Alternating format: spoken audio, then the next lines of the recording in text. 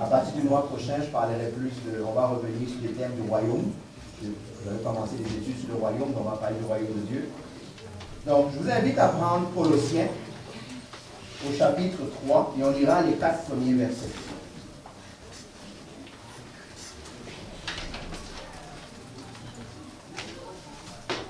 Donc, Colossiens, chapitre 3. Colossiens, chapitre 3, les versets 1 à 4. Donc, Colossiens,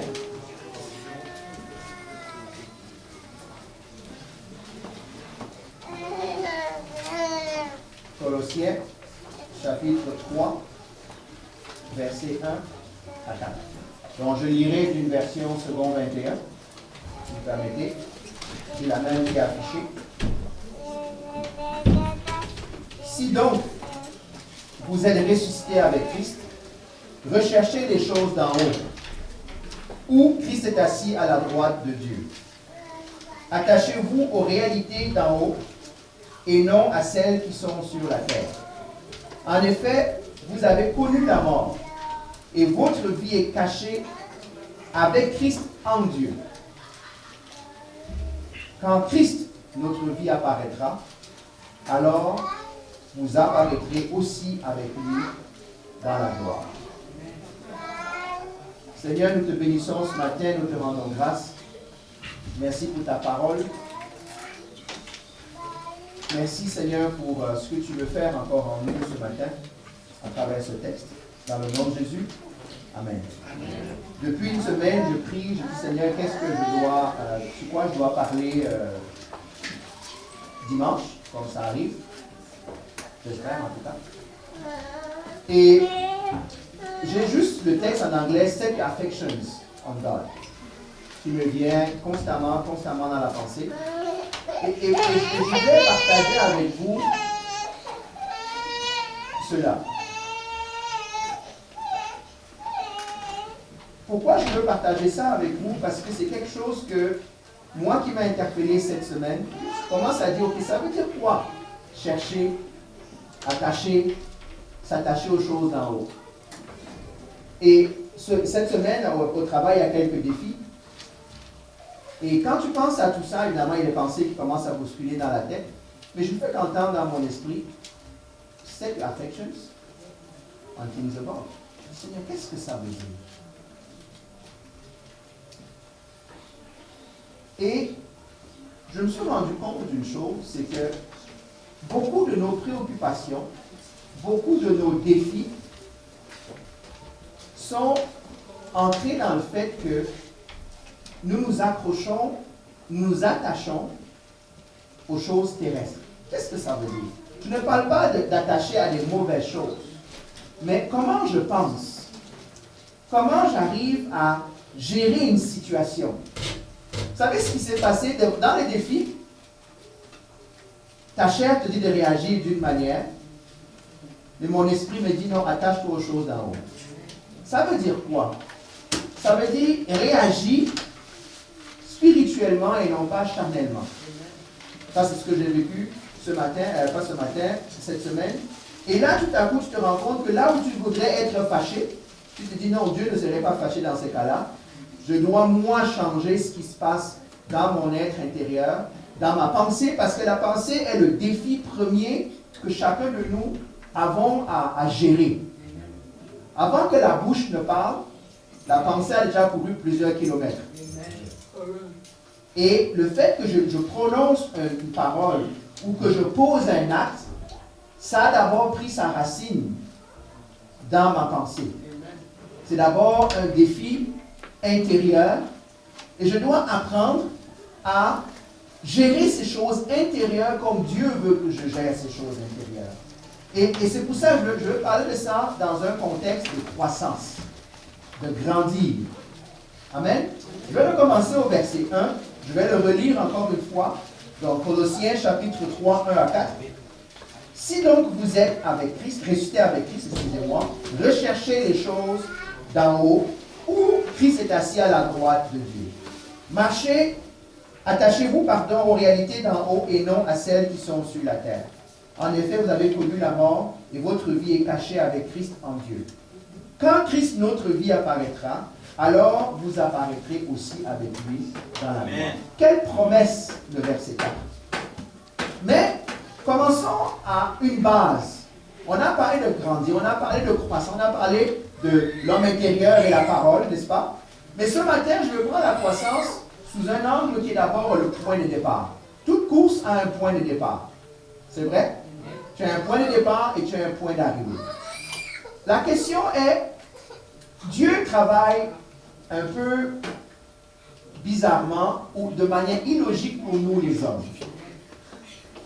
Qu'est-ce que je veux dire par là? Un pour un, Dieu nous a interpellés ces derniers temps à grandir. C'est vrai? À se laisser transformer. Parce qu'on a vu que le vieil homme est crucifié, l'homme nouveau doit grandir quand même. Mais l'idée que beaucoup d'entre nous avons, mais moi, jusqu'à un certain point, c'est que nous commençons bébé et nous devons arriver à grand. Amen. Mais la réalité n'est pas exactement celle-là. Nous ne commençons pas au début, nous commençons à la fin. Est-ce que vous me suivez? Je ne pense pas. OK. Notre course ne commence pas à la ligne de départ.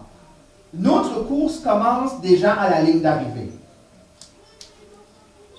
Je sais, je vous demande de réfléchir un peu. Je veux parler de la position que nous avons en Christ. Amen. Quand nous marchons en Christ, nous marchons avec Christ, nous ne commençons pas comme si l'expression populaire dit on marche pour gagner notre ciel. Non. Nous marchons avec une position qui est déjà établie. Nous sommes en Christ dans les lieux célestes. Donc, la conviction, c'est pour ça que nous avons commencé, nous commençons, ça semble être la fin de la course pour beaucoup d'entre nous. Mais on est déjà là. C'est comme quand, par exemple, tu vas faire face à un démon, tu vas aller face à l'ennemi. Quand on se bat avec l'ennemi, il est déjà vaincu. Je ne commence pas la bataille en disant, ok, je vais te battre, je vais te battre. Non, je commence la bataille en disant, tu es déjà vaincu. Je suis vainqueur en Christ. Donc, mon point de départ n'est pas, ok, il faut que je prie beaucoup, il faut que je fasse beaucoup de jeûnes. Ça me permet de comprendre ma position. Mais ma position ne change pas. Je suis déjà en Christ. Amen. Donc c'est important, même lorsqu'on parle de grandir, on ne parle pas, on parle de grandir, de réaliser cette position que nous avons en Dieu. C'est ce que Paul dit ici aux Colossiens. Il dit, verset 1, peux-tu me le rafficher pour que tout le monde le voit? Il dit ceci. Si donc vous êtes ressuscité avec Christ. Ok, on va faire une analyse grammaticale ici. En passant, une meilleure traduction aurait été puisque, pas si. Ce n'est pas un conditionnel, c'est une affirmation. Parce qu'il dit, si vous lisez avant, il dit comment on se bat, contre quel jour on doit manger, quel jour on doit dormir. Et ça, c'est des choses terrestres. Ça semble très spirituel de savoir qu'on jeûne 40 jours. Ça c'est pas ça la vraie question. La question est, d'où est-ce que tu pars? Où est-ce que tu es? Nous commençons une course qui a déjà été finie. Nous commençons une bataille qui a déjà été gagnée. Et chacun de nous doit saisir ça. Devant les défis qu'on a, devant les tempêtes de la vie, l'idée n'est pas de bâtir quelque chose de nouveau, c'est de découvrir ce qui est déjà. C'est pour ça que je dis que nous commençons la course par la fin. Est-ce que vous me suivez? S'il y en a qui commencent à la ligne de départ, nous on est déjà arrivés en Christ. Parce que c'est notre position. Il dit, puisque vous êtes, il ne dit pas puisque vous serez. C'est quoi la différence de temps ici? C'est un présent continu. Puisque vous êtes ressuscité, pas quand vous serez ressuscité, puisque vous êtes ressuscité avec Christ. La foi, Paul a dit que si Christ n'est pas ressuscité, alors notre foi est vaine. Parce que Christ est ressuscité, par la foi, nous sommes aussi déjà ressuscités. C'est une réalité réelle. Je sais que je dis réalité réelle, hein. C'est une tautologie, dira mon prof de français, mais je fais exprès d'insister. C'est une réalité réelle dans le monde spirituel. Mais dans la chair, Nous avons encore un jour, c'est qu'on va mourir peut-être et ressusciter physiquement. Mais d'un point de vue spirituel, d'un point de vue position, nous sommes déjà ressuscités en Christ ou avec Christ. Donc, la marche chrétienne est une histoire d'abord de position. Connais-tu ta position en Christ? Connais-tu ta position? Parce que si jamais ta foi n'est pas affermie, tu es encore en train de te battre, est-ce que je suis in ou est-ce que je suis out? Où est-ce que je suis? Devant les défis de la vie, devant les batailles, devant les joies, on a l'impression qu'on doit être à un niveau où on doit gagner, on doit se battre. Seigneur, donne-moi la joie, donne-moi la paix. La réalité, c'est que la Bible dit que Dieu nous a donné tout ce qui est nécessaire. Ce n'est pas de nous donner, c'est de révéler, c'est de manifester. C'est pour ça que je dis qu'on commence notre marche par la fin. Pas parce qu'on va aller à reculons, mais parce qu'on est déjà arrivé en Christ. Et la bataille de la pensée, la bataille de l'ennemi, c'est nous faire croire que nous sommes en train de courir depuis le début et nous fatiguer. Parce que quand l'ennemi nous amène là, il nous amène sur notre propre effort à nous-mêmes. Il nous amène sur la performance individuelle. Alors que tout ce que nous avons, nous l'avons par la foi en Christ. Par grâce. Je n'ai pas à mériter, je n'ai pas à être gentil pour être avec Christ. Si je suis ressuscité, je suis déjà là avec lui. Est-ce que ça va? Amen. Vous êtes sûr? Parce que quand je regarde quelques visages, là, ça ne semble pas, ça semble rebondir. Là. Je suis en Christ. Si tu es en Christ, alors tu as tout ce que Christ a. D'ailleurs, je faisais une petite recherche sur le mot ressuscité ici. En grec, la vraie traduction dirait puisque vous êtes co-ressuscité avec Christ, c'est-à-dire co-ressuscité, en même temps, là, ressuscité. Comme on est co-héritier, on est co-ressuscité avec Christ. Donc, première chose que je voudrais échanger ce matin, c'est de réaliser que la vie que nous menons est une vie en Christ. Et là où Christ est, nous sommes. Et Jean va dire plus tard que même si nous ne le voyons pas encore, nous le verrons quand il apparaîtra. C'est ce que Paul va dire au verset 4. Que lorsqu'il apparaîtra, nous apparaîtrons aussi dans la gloire. Ça sera une réalité naturelle maintenant. On est encore dans une réalité spirituelle. Donc nous sommes ressuscités avec Christ. Tu ne te bats plus pour ta résurrection. Tu ne te bats plus pour ça. C'est déjà là si ta vie appartient vraiment à Christ. Ce n'est pas un cours de théologie.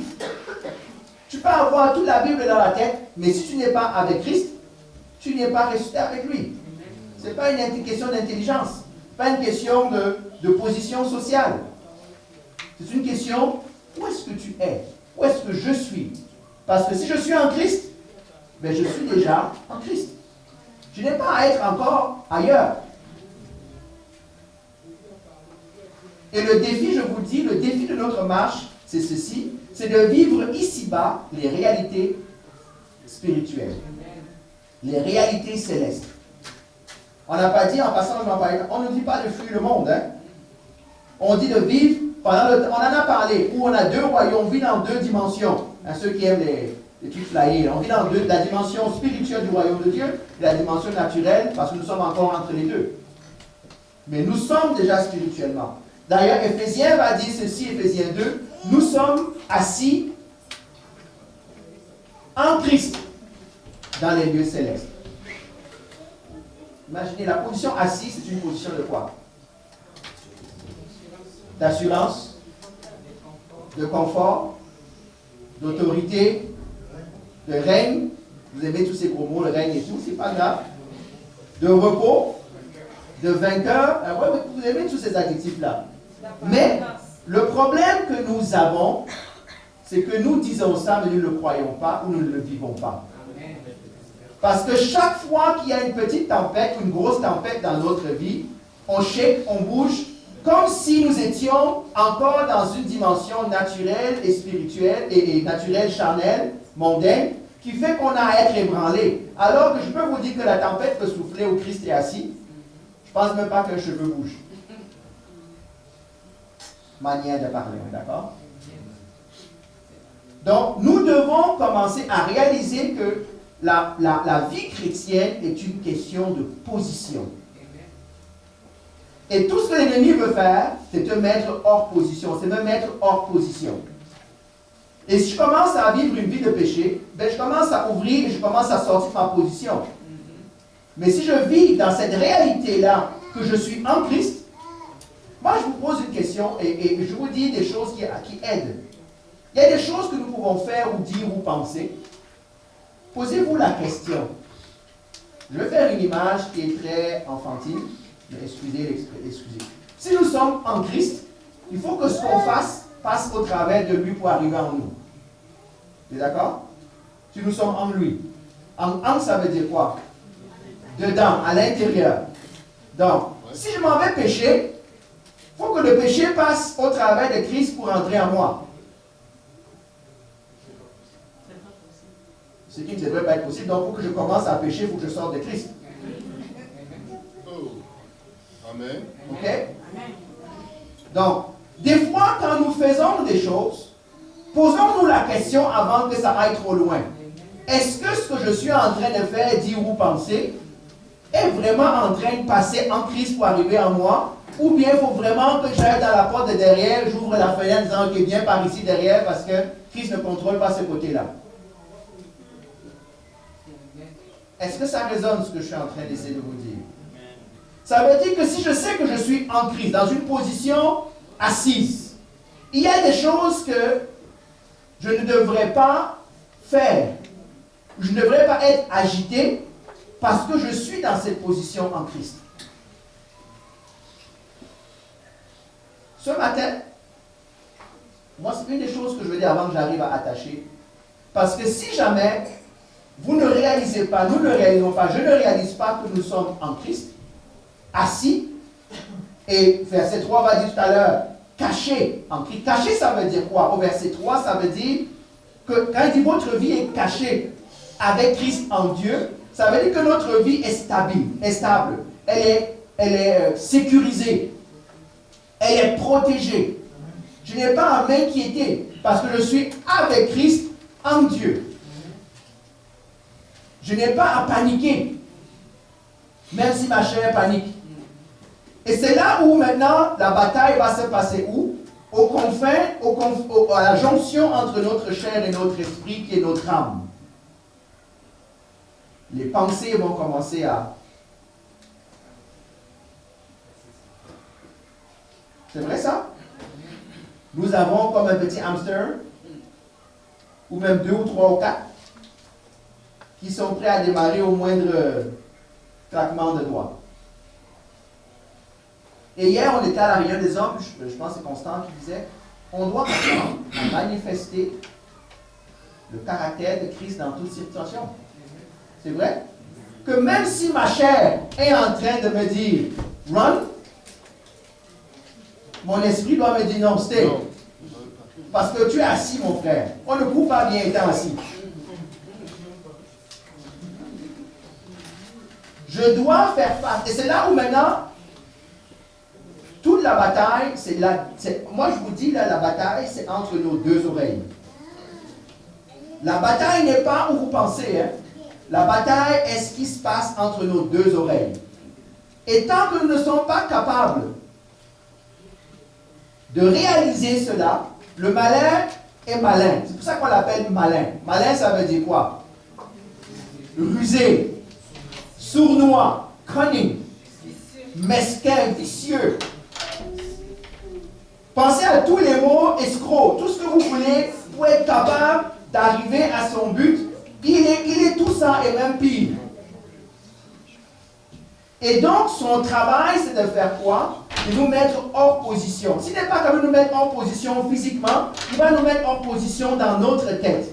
Tout ce qui va se passer d'abord, tout ce qui va être une concrétisation physique, naturelle de notre hors position, ça a commencé il y a longtemps comme des forteresses et des idées dans nos têtes.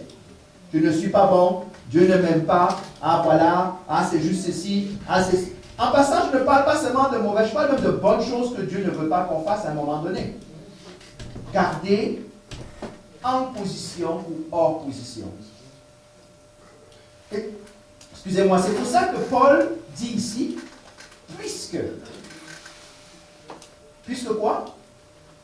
Vous êtes ressuscités. En passant, s'il y en a parmi nous qui se proclament chrétiens et qui ne sont pas encore baptisés, je rappelle que le symbole de la mort et de la résurrection que nous avons en Christ, c'est le baptême. Hein? Le baptême, si vous lisez dans Colossiens au chapitre 2, ça nous dit que nous sommes ressuscités. En rentrant dans les eaux du baptême, on symbolise notre mort, et en sortant des eaux du baptême, on symbolise notre résurrection à Jésus-Christ. Je ne dis pas que si on n'est pas baptisé, on n'est pas ressuscité. Ce n'est pas ça que je suis en train de dire. Je dis que c'est toujours bon de l'être. Le baptême a ce témoignage public, cette déclaration publique que je suis vraiment mort et ressuscité. D'où, encore une fois, l'insistance sur le baptême par immersion, parce que symboliquement, ça se marie bien. Je rentre dans l'eau. C'est pour ça que quand on plonge dans l'eau, il faut que tout le corps soit dans l'eau. Comme ça, tout est mort. C'est un symbole de la mort. Et là, je ressors. C'est un symbole de la résurrection. Je n'ai rien contre le baptême à 3 gouttes d'eau, à utiliser en cas d'urgence seulement. Voilà, je vous dis. On ne dit pas que si on est baptisé à 3 gouttes d'eau ou par aspersion, pour prendre l'expression technique, on ne dit pas que ce n'est pas baptisé, mais je ne vois pas pourquoi s'il y a de l'eau, tu ne te baptises pas normalement. Ça devient un geste, un témoignage pour toi, pour ton âme, pour l'ennemi, pour tous ceux qui te regardent. Parce que quand ça va mal, ils vont te dire, regarde, non, je t'ai vu le jour où tu es mort, hein, où tu as symbolisé ta mort. C'est comme quand on se marie. Je peux me marier sans témoin, mais quand il y a un témoin, il va te dire, non, je t'ai vu au mariage, j'étais là. Je t'ai vu passer les doigts, l'anneau au doigt, je t'ai vu faire X, Y, Z. C'est ça le baptême. Et Paul prend donc ce symbole-là en disant, puisque vous êtes ressuscités, et il dit au verset 3 ici, non seulement vous avez connu la mort. Vous avez connu la mort, ça veut dire quoi? Que vous vous êtes détaché du monde. Regardez, maintenant c'est quel temps? Vous avez connu. Donc on n'est pas en train de mourir tous les jours là. On a connu la mort en Christ. Et maintenant notre vie est cachée. Pas qu'elle sera cachée. Elle est cachée. Il y a beaucoup de choses en passant qu'on doit apprendre en grandissant. Moi, je crois à une vérité fondamentale. Je dirais de base, mais peut-être pas de base pour plusieurs. Il n'y a rien qui va arriver dans ta vie sans que Dieu ne le permette. Il n'y a pas beaucoup d'amen, hein? Il n'y a rien dans ta vie, même les attaques de l'ennemi, que Dieu n'aura permis. Pourquoi? Tu es en lui. Amen. Pour que ça arrive, il faut qu'il soit capable de donner la permission. Amen. Et nous, quand on voit cette tempête-là, on pense que Dieu nous a abandonnés. Non, Dieu sait pourquoi. Il sait ce qui se passe. Il sait ce qu'il va faire avec, à sa gloire. Il sait. Moi, je vous dis, si nous vivons, ça ne veut pas dire qu'on devient, comment on appelle ça, je m'en foutiste, ok, c'est pas grave. Défaitiste, voilà, merci. C'est pas je suis défaitiste que non, regarde, l'ennemi. Non, je sais que s'il y a quelque chose qui arrive, Dieu a permis, et il y a une raison pour cela. Mais il faut que je sache. Parce que quand ça arrive, on panique, on déprime, on fait plein de choses que l'ennemi aime. Parce qu'il nous met hors jeu. Il nous met hors de position. Mon assurance, ton assurance, c'est puisque nous sommes ressuscités avec Christ et que notre vie est cachée avec Christ en Dieu. Ça veut dire que pour que je sois déprimé, il faut que Christ soit déprimé aussi. Je fais un jeu de mots, vous comprenez bien. Ne me prenez pas la lettre et allez citer le pasteur qui a dit que non. C'est pas ça que je suis en train de dire. Je veux juste donner une image. je vous dis, les amis, je vais le répéter, je n'ai pas un gros message ce matin, mais je pense qu'il est fondamental. La réalité de notre vie, c'est que c'est notre position. Ce n'est pas une position à obtenir, c'est une position à garder. C'est une position à réaliser. La Bible, quand elle parle de nous, elle ne parle pas de notre salut au futur. Elle ne parle pas de notre relation avec Dieu au futur. Il y en a qui passent leur vie en se disant, quand je vais arriver au ciel. Non, non, tu es déjà au ciel. Amen. En Christ. Tu es déjà, je suis déjà. J'espère que les versets que je cite, ce n'est pas moi qui les ai écrits dans ma version à moi. J'espère que c'est écrit de la même chose, de la même manière dans votre version. Nous sommes en Christ. Donc les batailles qu'on a, les défis qu'on a, c'est en Christ qu'on les a. Hein? Il y a une chose que, un des messages auxquels je vais prêcher dans Hébreux 12, il dit que nous avons hérité d'un royaume unshakable, inébranlable. Il faut des fois que tu te rappelles hein, que le royaume auquel tu appartiens est inébranlable. Pourquoi est-ce qu'il est inébranlable? Parce que Dieu est inébranlable. Parce que je suis en Dieu. Parce que tu es en Dieu. Et si Dieu est inébranlable, si tu t'en vas dans un abri antisismique, vous savez c'est quoi un abri antisismique? Contre les tremblements de terre. Ça veut dire que si tout tremble autour, dans l'abri, tu es en train de zapper tu prépares ton café. Pendant que tout le monde s'agite, toi tu es assis. Tu es assis avec Christ. C'est ça la réalité spirituelle que je suis en train d'écrire.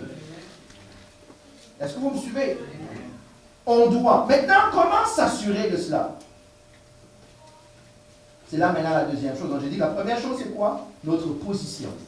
Il faut que tu réalises, il faut que je réalise. Il faut que nous réalisions quel est notre... En passant là, on ne te demande pas le choix, on ne te demande pas peut-être, non.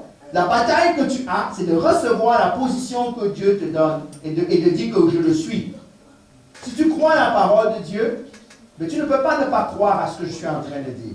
Tu peux avoir des batailles, je peux avoir des batailles. Donc comment ça se fait que moi je suis en train de me battre ici dans la mouise et on me dit que je suis assis dans les lieux célestes? Comment je peux être en train d'être sous attaque? Mon travail, on me crie dessus, on vient de perdre un bébé et tu me dis que je suis assis dans les lieux célestes en Christ. Ça c'est la tête entre les deux oreilles qui me dit non, il n'y a pas de logique. La bonne nouvelle, c'est que Dieu est illogique pour les hommes et illogique par rapport à lui-même. La logique de Dieu n'est pas la logique des hommes.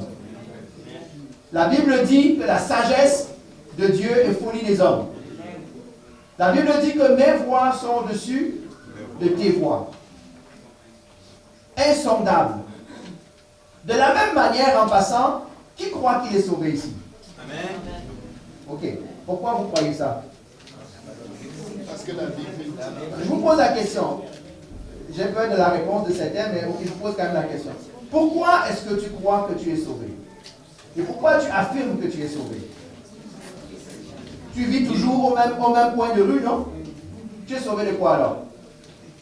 Si tu arrives à croire que tu es sauvé, pourquoi tu ne crois pas que tu as un lieu céleste avec Christ? Si tu arrives à affirmer avec conviction, je sais que vous l'avez dit, parce que j'ai la foi, mais je le sais parce que la Bible dit que si je crois, alors je suis sauvé. Mais la même Bible te dit que si tu es assis dans les lieux célestes. La même Bible qui te dit que tu es sauvé par la foi, te dit que tu es en Christ, assis à la droite de Dieu, en position d'autorité, dans les lieux célestes. Pourquoi c'est difficile? Si mon cerveau a déjà cru que je suis sauvé, pourquoi il n'arrive pas à croire cette autre réalité, cette autre vérité biblique? La bataille entre les deux oreilles. La bataille entre les deux oreilles. Vous savez, des fois, tu fais une délivrance. Je vais prendre un cas, parce que souvent, il y a des cas de délivrance où on est plus ou moins exposé à certains types de batailles. Et des fois, tu peux avoir un démon qui se manifeste, je te dis que tes pieds, là, tu commences à trembler comme ça, là. Ok. Il y a quelqu'un qui ne sait pas de quoi je parle. Tout à coup, ça chauffe. et tu regardes où est la porte. Ça, c'est la chair. Mais ton esprit te dit, ne bouge pas. Et ce qui est en train de s'agiter, tu lui dis, tais-toi, et il se tait. Pendant ce temps, tu es en train de trembler quand même. Hein? Et tu essaies de tout faire pour qu'il ne te voit pas trembler. Hein? Pourquoi? Ça ne dépend pas de moi. Je ne suis pas, tu n'es pas, nous ne sommes pas celui qui peut affronter l'ennemi ou un démon. Ils sont 1000 fois plus forts que nous. Et ce n'est pas un mensonge, là. Ils sont 1000 fois ou 1 milliard de fois plus forts que nous. Sans Christ. Mais dans ma position en Christ, l'ennemi ne peut pas te toucher parce que pour te toucher, il faut qu'il passe à travers Christ. Et ça, il n'est pas capable. Sauf si tu ouvres la porte toi-même. Est-ce que vous me suivez? Et des fois, on va me dire, oui, mais ok, pasteur, est-ce qu'on peut être sauvé? Est-ce qu'on peut avoir des démons? La réponse pour moi est oui. Hein? Après, si vous n'êtes pas d'accord avec moi, c'est votre décision. Ça n'empêche pas, avoir un démon n'empêche pas d'être sauvé, n'empêche pas d'avoir une position. Dieu permet ça. Jusqu'au jour où il savait que c'est ton jour à toi, démon, de partir, si tu veux bien. Parce qu'il faut que moi je veuille aussi passer au travers de ce que Dieu va me demander de passer au travers pour ouvrir les portes, pour qu'ils sortent. Mais revenons à ce que je voulais dire. Ou peut-être je vais finir dimanche prochain. Il dit ceci. Regardez, il dit puisque, on appelle ça proposition de quoi? De cause à effet. Puisque vous êtes ressuscités, alors quoi? Recherchez les choses d'en haut. Puisque vous êtes ressuscités, faites quoi? Recherchez les choses d'en haut, où Christ est assis à la droite de Dieu. C'est une conséquence. Il y a en passant une conséquence à court terme sur terre et une conséquence éternelle. La conséquence sur terre, c'est que maintenant, notre mandat, c'est de vivre selon l'endroit où on est assis. Est-ce que vous me suivez? C'est de vivre selon les réalités de l'endroit où Christ est et où nous sommes aussi par défaut. Et c'est pour ça qu'il faut que ma tête, mes pensées se déconnectent. Je ne peux pas être attaché au monde et m'attacher en haut. C'est impossible. Il faut que, c'est pour ça qu'il va dire plus tard, attachez-vous aux réalités d'en haut et non à celles d'en bas, du monde. Il faut que ma vie, on parle de croissance toujours, il faut que ma vie change. Mais mon point ce matin, je vais revenir sur ces deux versets-là dimanche prochain, c'est d'abord une question de position. Mon premier point, pour baser le prochain point qui est set affections on things above, donc attachez-vous aux choses d'en haut. Tu ne peux pas t'attacher aux choses d'en haut quand tu es quelqu'un d'en bas. Est-ce qu'on est d'accord? C'est pour ça qu'on peut être religieux et ne rien comprendre à la vie de Dieu. Parce qu'on est encore attaché, on a encore les pieds, la main, la tête, tout. Hein? Vous savez, il y a une religion, une croyance qui appelle la terre Mother Earth. Hein? Il y a beaucoup de religions asiatiques et tout qui disent que la terre c'est Mother Earth. Tout vient de la terre. Où ils vivent vraiment pour la terre. Il n'y a aucune réalité d'en haut pour eux. Et pour beaucoup d'entre nous, si nous sommes religieux, nous vivons pour les réalités terrestres. Si on vous prêche un évangile qui vous attache aux choses terrestres, on n'est pas en train de vous prêcher l'évangile de Christ.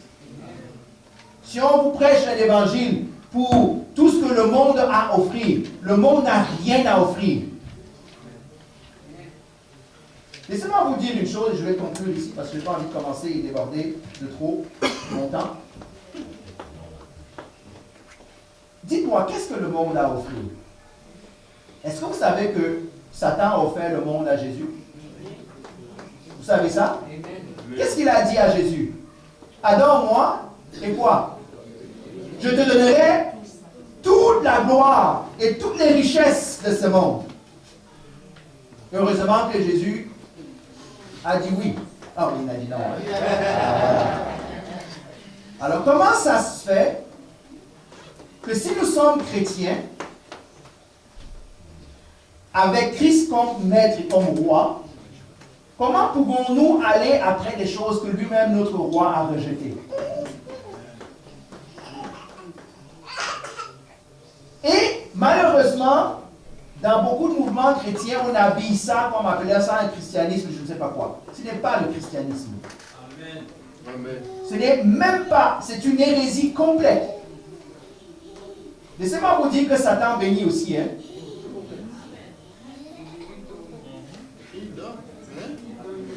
Satan bénit. Avec un mais. Mais il ne faut pas oublier le mec qui va venir après. Moi, je vois les gens, ah, Dieu m'a béni. Non, ce n'est pas Dieu qui t'a béni. Satan est capable de bénir. Et si tu t'attaches seulement aux réalités terrestres, tu vas voir toutes choses qui s'arrivent dans le monde terrestre comme étant une bénédiction. Et donc, tu vas dire que c'est Dieu. C'est peut-être pas Dieu. Satan bénit. Donc, si tu suis un évangile, si nous suivons un évangile qui est accroché aux réalités terrestres, imagine qu'est-ce que tu vas récolter. Les choses terrestres. Et les choses terrestres, la Bible dit, vont mourir.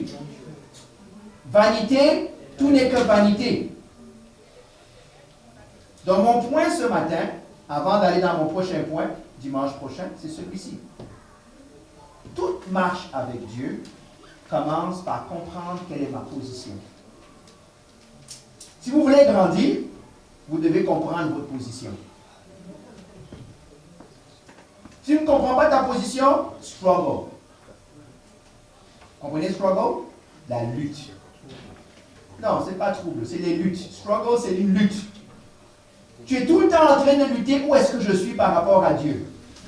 Tu es tout le temps en train de dire est-ce que je suis assez bon. Parce que l'ennemi va te dire, ah regarde, tu as encore défait, tu as encore fait une bêtise hier. Ok, mais je suis quand même assis en Christ. Si tu n'es pas capable de répondre comme ça à tes batailles intérieures, tu es encore en train de savoir est-ce que je suis en train de jouer au ski, est-ce que je suis en train de patiner, pour savoir est-ce que Dieu m'accepte ou pas. Non, quand tu es assis, c'est fini. Et tu commences la bataille, la course, à la ligne d'arrivée, pas à la ligne de départ. Christ a déjà couru la course. Maintenant, la question, c'est de savoir est-ce que je suis vraiment dans la bonne position. Comment on va le voir? Où est-ce que tes affections sont? Si elles sont encore trop rattachées aux choses terrestres, je ne parle pas de péché, hein? Je parle même des ambitions, je parle des attitudes, je parle de plein de choses. Est-ce que ça va? On va arrêter ici aujourd'hui. On va prier. Moi, ma prière, en passant, je rappelle que le thème de cette année jusqu'à présent, c'était quoi? Grandir. Grandir. En Christ, évidemment. Merci beaucoup. On a parlé beaucoup de grandir, on a dit qu'il faut grandir dans la parole, laisser transformer par l'homme intérieur. Mais je vous amène maintenant, je ne dirais pas à un autre niveau, je prends un autre angle. Je grandis en réalité en révélant qui je suis et non pas en acquérant ce que je n'ai pas. Ouh, ça c'est bon ça. Il faut que je l'écrive vite. Je grandis en révélant ce que je suis et non pas en acquérant ce que je ne suis pas. Je suis déjà. La Bible dit qu'il nous a donné tout ce qui est nécessaire à la vie. Il n'a pas dit que je vais rajouter. Il dit j'ai donné tout ce qui est nécessaire. Je suis déjà enfant de Dieu. Je n'ai pas besoin d'autre chose. No argument. Voilà. Pour citer un auteur célèbre. Amen. J'espère que tu sais quelle est ta position. Et je peux t'assurer, je peux nous assurer, à vous et à moi, que la bataille, c'est entre les deux oreilles. Comment l'ennemi est capable de nous disqualifier à cause de nos pensées. Tu sais que quelqu'un peut être habillé, tu le convaincs qu'il est nu. Hein? Comme quelqu'un peut être nu, tu le convaincs qu'il est habillé. Et c'est ce que le malin fait. Et c'est comme ça que peut-être qu'il ne va pas empêcher qu'on soit sauvé, mais il vous empêcher de jouir de cette vie à laquelle Dieu nous appelle. Parce que quand l'ennemi ne peut pas t'empêcher d'être sauvé, ben il va faire que ton salut soit difficile. Donc toi aussi, tu dois savoir que l'ennemi est là. Voilà maintenant ma position. Hein. Toi, tu es là-bas. Moi, je suis ici. OK? Et là où je suis, tu es juste un lion rugissant. Tu peux rugir fort. Même si ma chair croit que tu as des dents, moi, je sais que tu n'as plus de dents. Est-ce que ça va? Je dis ça, mais après ça, quand on va sortir d'ici, soyons prêts à affronter ce qui va arriver. Hein? Parce que ça va arriver, les défis. Il va falloir que tu saches où est-ce que je suis. Il y a des situations dans ta vie qui vont arriver, ou qui arrivent, tu as juste envie de courir, hein? De partir en courant. Non, non. On court très mal quand on est assis. Hein? Pour courir, il faut se lever avant de partir. Ça veut dire que tu quittes ta position. Nous sommes assis. La Bible dit, lors du déluge, qu'est-ce qui s'est passé? Dieu était où? Il était debout en train de se balader dans la stratosphère. Et il revient de temps en temps. Vous avez remarqué que c'est Satan qui parcourt toute la terre? La Bible dit que Satan parcourt toute la terre. Et il finit toujours par revenir où Dieu est assis. C'est lui qui a le problème d'aller chercher un espace quelque part, un trou pour vagabonder. Et revenir encore où il a laissé Dieu. Dieu n'a pas bougé, Dieu est encore là. Il règne. Il est assis. La Bible dit que pendant le déluge de ta vie, Dieu est assis. Il n'est pas en train de dormir, il n'est pas en train de paniquer, il n'a pas pris une pilule bleue, il est assis et il règne. Et la bonne nouvelle, c'est que tu es assis avec lui et tu règnes. Malgré les tempêtes. Mais ça commence par cette révélation dans notre âme et dans notre esprit, que nous sommes ressuscités avec Christ. Nous sommes assis en Christ dans les lieux célestes. Notre vie est cachée en Christ, avec Christ en Dieu. Ma prière, c'est que vous allez méditer, nous allions tous méditer ces paroles-là. Si tu es capable de croire que tu es sauvé, dis à ton âme, tu es aussi capable de croire que je suis assis dans les lieux célestes avec Christ. Parce que si tu as cru que je suis sauvé, tu as cru sur la parole de Dieu. Et la même parole me dit que si je suis sauvé, alors je suis assis dans les lieux célestes avec Christ. Il faut que notre tête s'aligne avec ce que la Bible dit. Il faut que le malin, la parole de Dieu dit que le malin vient voler des fois la parole. Que Dieu ne vole pas cette parole en nous. Le malin ne vole pas cette parole. Excusez-moi, merci. Que le malin ne vole pas cette parole. Tu es assis, tu es assise. Tu es en Christ. Il faut que tu le saches. Et ça va être une différence dans comment tu vas affronter les situations. Amen.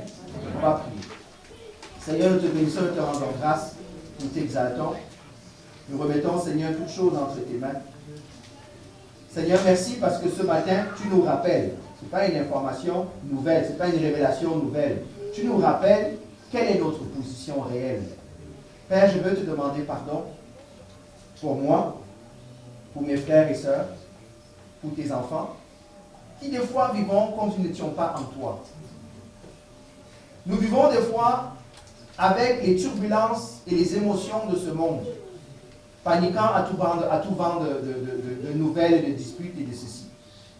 Seigneur, pardonne-nous.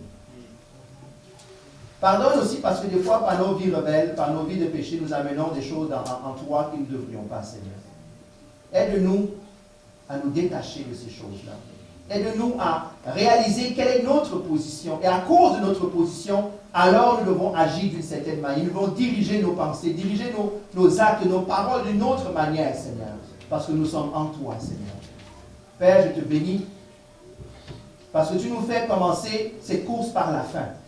Ou en fait, tu nous as fait déjà arriver, mais avant que la course commence. À cause de Christ. Merci pour ton sang. Merci pour la croix. Merci, Seigneur, parce que tu as suppléé à tout ce qui pouvait manquer à quiconque parmi nous. Tout ce qui est nos défauts, Seigneur, tu as suppléé à cela. C'est toi qui es la perfection. Et en toi, nous sommes parfaits. En toi, nous sommes sans défaut. En toi, nous sommes plus que vainqueurs. En toi, Seigneur, nous sommes plus que transformés. Nous sommes, Seigneur, nous sommes tout ce que nous pouvons être, Seigneur. Aide-nous à réaliser qui nous sommes en toi, Seigneur. Pas ce que tu vas nous rajouter quand on sera mort. Mais maintenant, aide-nous, Seigneur, à grandir dans cette position que nous avons en toi, Seigneur Jésus. Que cette parole soit révélée dans nos cœurs et dans nos âmes. Et que ce soit un réma, que ce soit un fondement inébranlable, Seigneur Jésus. Que quelle que soit la tempête, la Bible dit que lorsque la tempête souffle, Seigneur, Le vent souffle, Seigneur. La maison est restée debout si elle est bâtie en Christ. Nous n'avons pas bâti. Nous ne sommes pas dans une position qui est faite de paille, de sable et de fœtus et d'autres choses, Papa, Seigneur. Nous sommes dans une position sur le roc. Tu es le roc, Seigneur. Et nous restons sur ce roc. Nous voulons rester. Nous voulons savoir que nous sommes sur ce roc, Seigneur puissant, avant de faire face à quoi que ce soit que la vie nous réserve et que tu permets dans nos vies, Seigneur. Père, je te dis merci.